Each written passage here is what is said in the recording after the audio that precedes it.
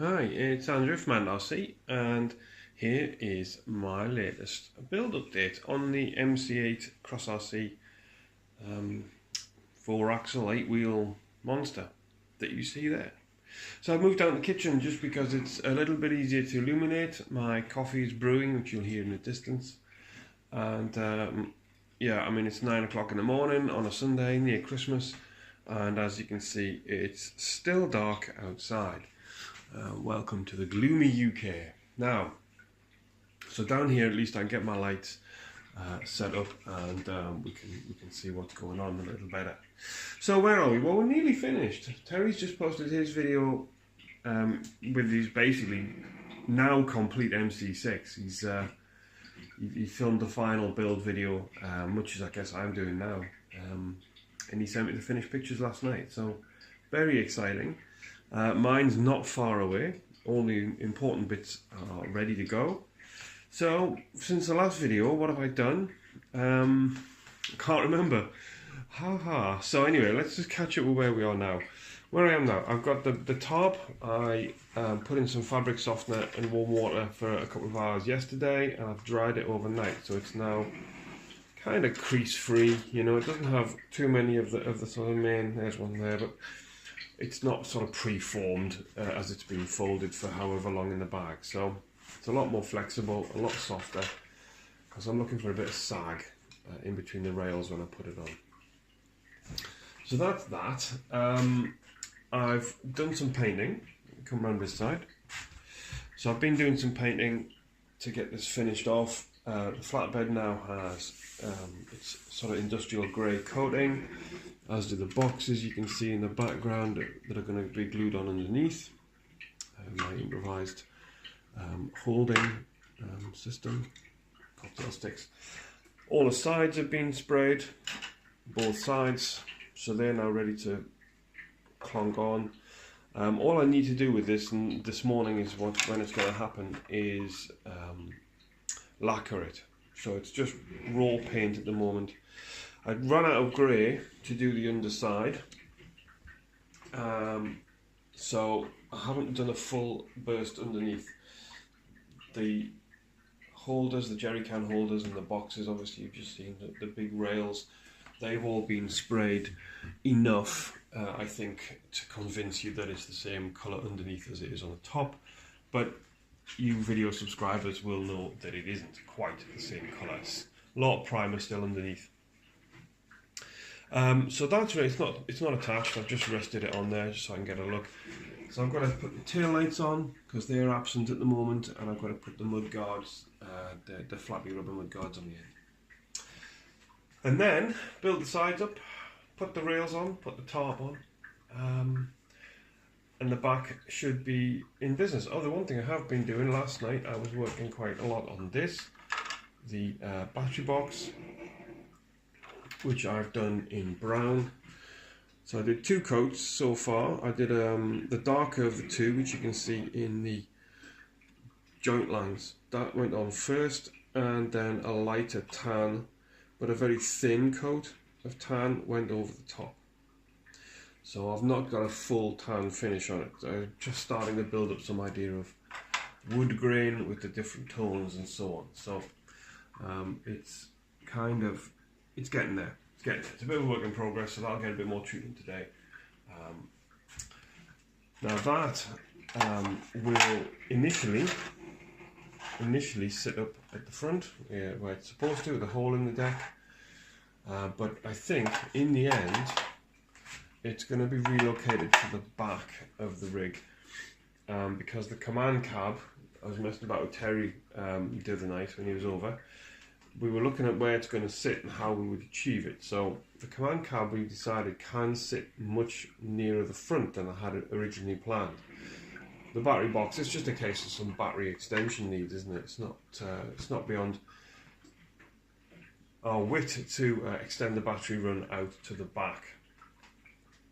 Because at the back I can then have the tailgate and a set of rails, and then the cab. And the cab looks much better up towards the front, I think. So initially it's going to go in there phase 1 and then phase 2. When the command cab's ready, it's going to be all shuffled around again. So that's basically the chassis. Let me get this out of the way, and nothing's changed on the chassis otherwise. Painted the electronics box black, but yeah, nothing's really changed on here. Alrighty, so what have we got? We've got the interior with some lighting on it now. The spotlight rack on the front is a dud, doesn't work, it blew. You might remember me saying I blew it, so it doesn't work, but I do like the look of it, so on it's gone. It's screwed on just with the top screws. The bottom screws don't quite match up to the bumper properly, so just the top ones. It's on the bumper, not the shell, so the whole concept of being able to take the shell off at some point is still valid. These are wired in, hot glued into the dashboard, and they're going to be the indicators in this position and over there. But they're not indicators, let me say. They're going to run permanently. They're going to be orange running lights. These are from the killer body set because the Cross RC ones blew up, so I ran out of orange lights basically. These are the substitutes. So they need tidying up. The headlights are on. As well, with their non-Cross RC bulbs in, so that wiring needs tidying up. Both are, I think, yeah. The indicator ones, the ring lights haven't been wired yet. You can see there's still naked wires there, so they need to be soldered up, and they're going to go on the killer board. God, it's really complicated. They're going to go on the Cross RC board to so they glow nicely. The Cross RC board's quite weak. It doesn't push out a lot of power, so. The bulbs can't take a lot of power, which is why they blow if you put them in somewhere else. But they do not have this nice kind of running light glow, I suppose. So that's got to be done. A little bit of soldering today is going to have to happen. But otherwise, the interior is no great shakes. Getting these headlight brackets in was a bit testing down here. As they bolt through. I don't want to pick this up again. If I pick it up like this as I want to, I'll probably snap the dashboard off, so I'd rather not. But let me see if I can show you. Yeah, they bolt in around the back, so they're a bit tricky to do when you've got the whole thing built. You need quite a small driver to get in there. Getting through the steering wheel kind of angle is a bit sketchy, got to say. But nothing broken so far. To the cab, which is where most of my time has been spent recently. I left this out. I did spray the kit bright red jerry cans. I've sprayed them the green that the command cab is going to be. Terry convinced me not to worry too much about the joint line because they're going to be slung under the chassis and no one's ever going to see them. It's still going to annoy me because I don't like joints. I did try and tidy up the top section, so the top's not so bad. Anyhow, my OCD. The cab has had a fair amount of work to it. Most obviously, yes, the two spotlights at the top. It's also got the glass in, and it's got the doors on as well, or doors in. So starting at the top, the two bar half spotlights from four-wheel drive, RC four-wheel drive, they've been screwed in and cabled in. They are going to run off the remote switch, so they'll be controllable on the go. They were then wired in through the ceiling and out into the back, through the back wall. They pop out there. Bit of a faff on, I've got to be honest. I really didn't want to put roof lights on the truck, as you may remember from previous updates. But I blew my spotlights, so there you go. They had to go up on the top. I did think about having them down here, or next to these on the bumper, you know. But I figured they're going to be quite prominent, and I didn't want it. They're like 22 quid, so I didn't really want them to be the first things getting bashed. So I figured that up there is probably safest for them. And hey ho, there you go. So I've also got the glass in, as you can see. That's been put in with a wood glue mixture, canopy glue to call it its proper name, which I think is just watered down wood glue. I think it's a bit of a con, but there you go. That's just me. I'm an old cynic. It feels, it looks and handles a lot like watered down wood glue, so I suspect that's what it is.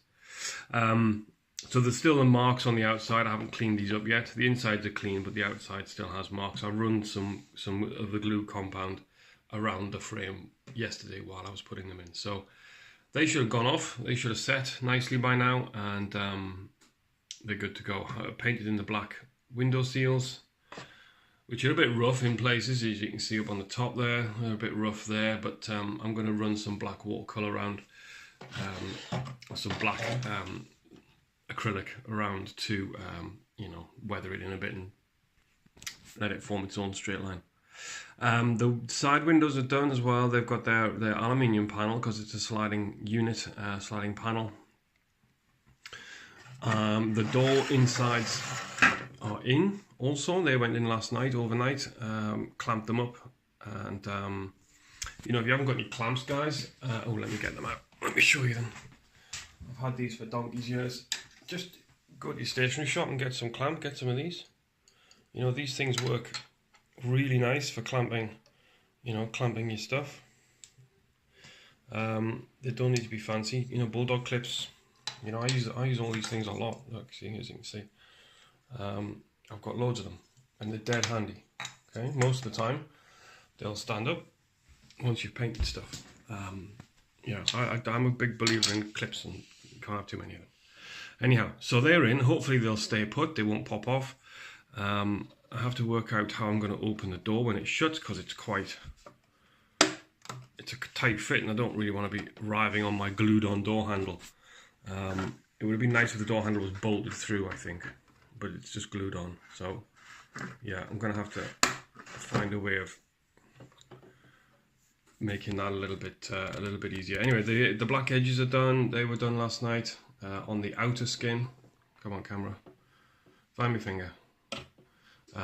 So the black edge was painted in, and the black edge on the interior was done as well, on the door interior. I'm guessing it's a rubber seal when the door closes. My MAN Trucks logo is on. It's just a vinyl decal for Tamiya 14 scale truck, bought off eBay, and it looks pretty tidy. It's going to get weathered a bit and varnished in so it matches. It's a bit glossy at the moment. Yeah, so, oh, my window blinds, I did those yesterday morning as well. So they're just bits of paper, strips of paper wrapped around Q-tip cotton bud shaft, glued onto some rubber grommet-y things that came out of my spares box, which have then been hot glued onto the roof. So they're quite a prominent feature on the real truck.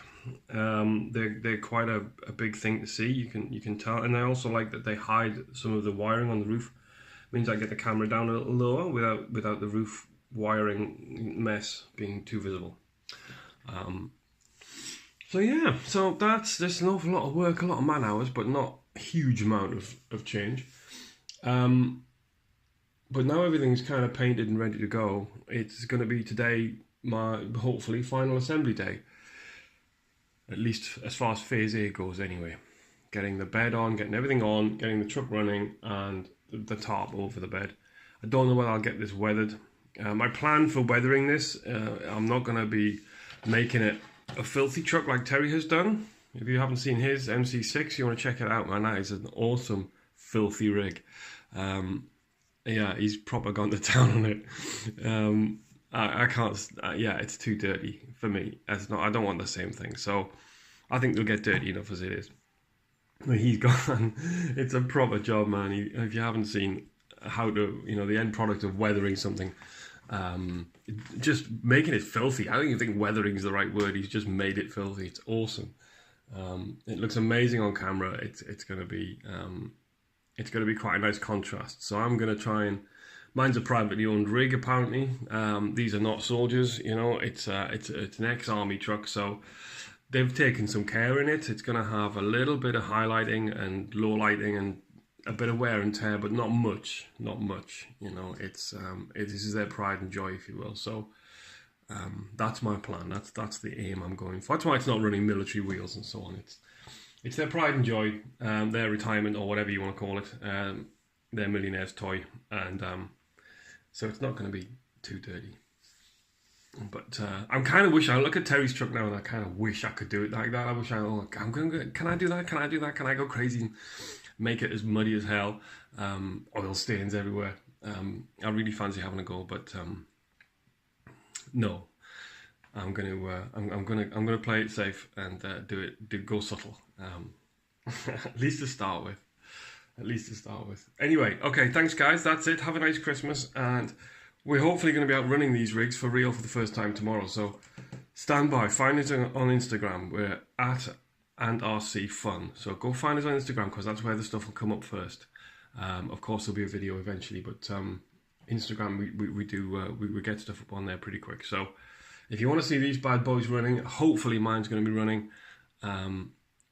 You know, fingers crossed. I better get on with it, haven't I? I'm still in my dressing gown. It's 9:30 on a Monday, on Sunday, before Christmas, and I better go and get dressed and get cracking on. All right, thanks guys.